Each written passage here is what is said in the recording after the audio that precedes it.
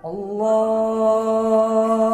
Akbar. Pengurus besar Ikatan Silaturahmi Mahasiswa Nusa Tenggara Barat Semarang mengucapkan selamat melaksanakan Hari Raya Idul Fitri yang ke-1441 Hijriah.